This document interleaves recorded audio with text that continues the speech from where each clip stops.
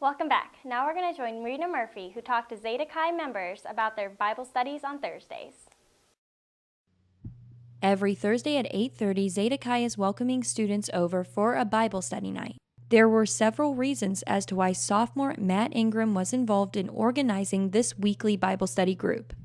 Honestly, I think it brings people together. A lot of times in the house, we don't see each other that much. We don't get to hang out as much. And there's a couple of guys in the house that are curious about it, so they'll come, and we're not going to try to force anything on anybody. We just want to have a good time, a good talk, and relate things to people's lives. And when people come over here, they'll see the welcoming atmosphere of who we are, what we do, and just how a Bible study can bring people together.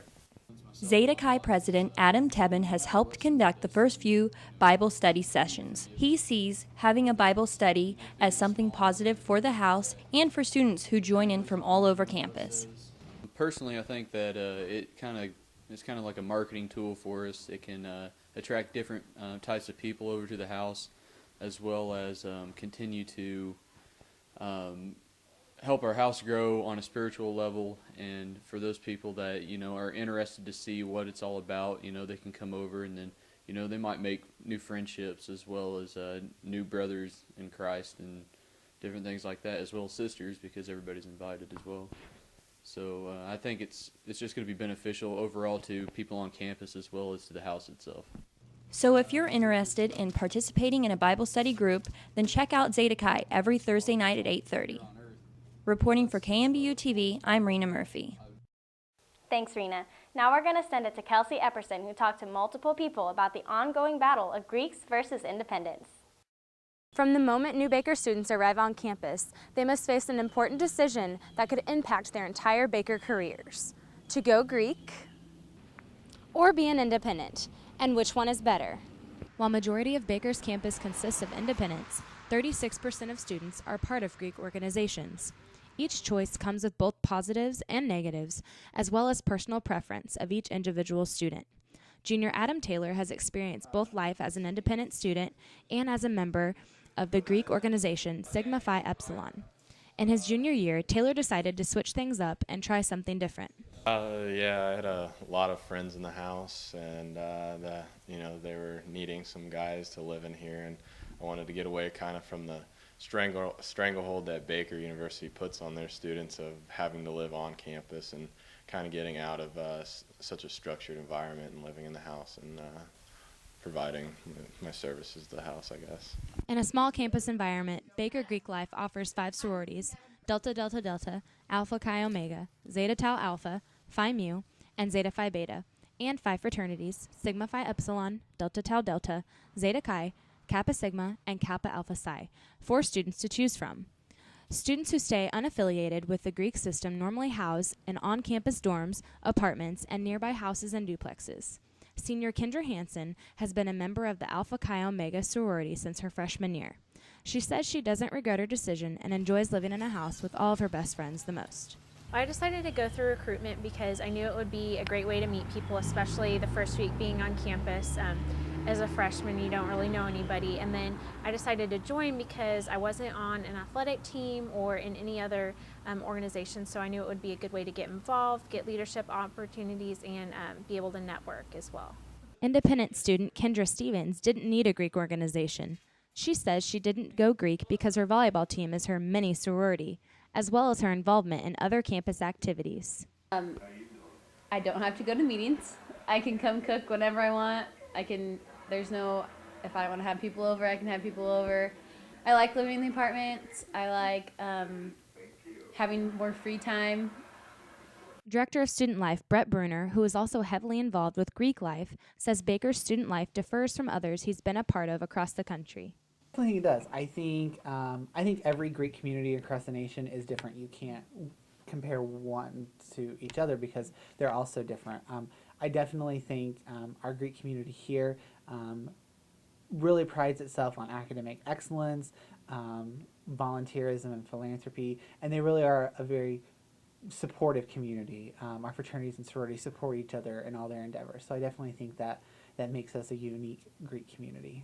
Taylor was an independent for 2 years and has noticed various similarities and differences between both groups.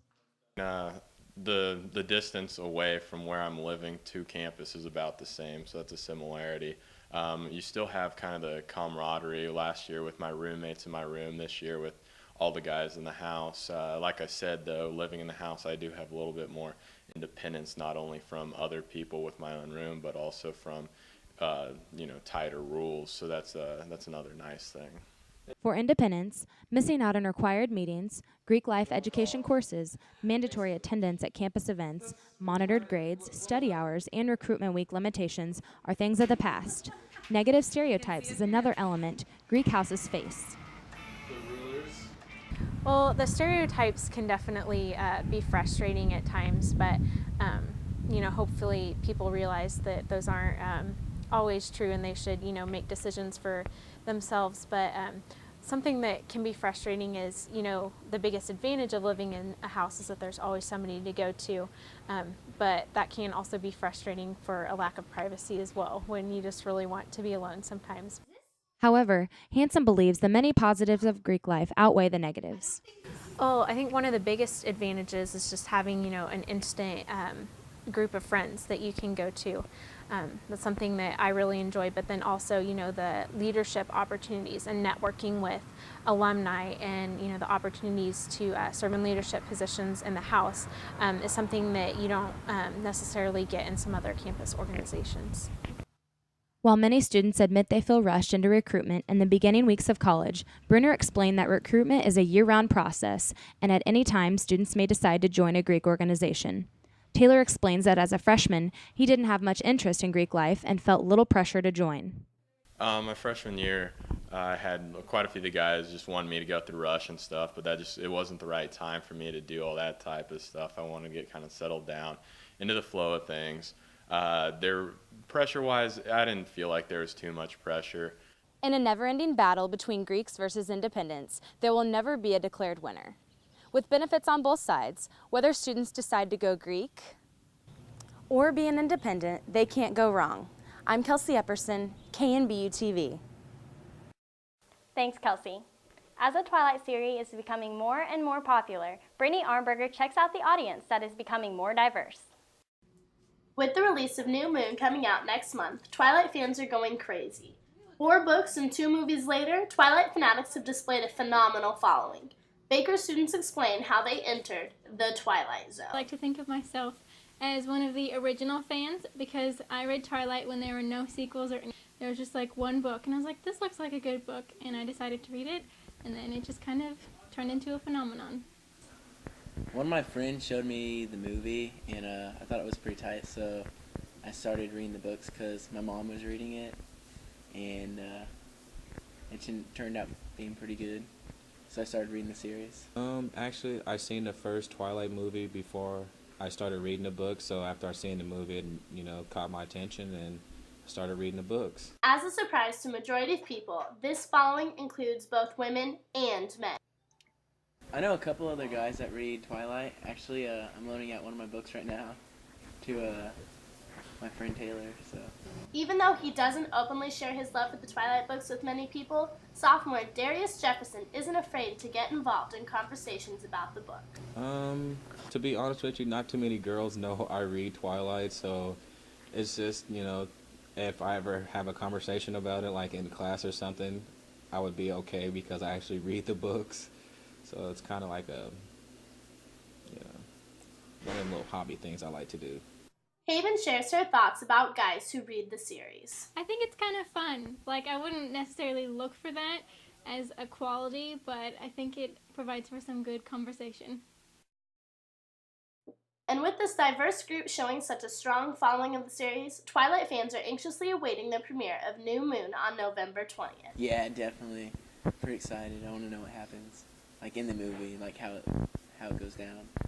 From the books, I already know what happens. I am excited. I cannot wait. I will be the first person in line to get in the movie theater for free.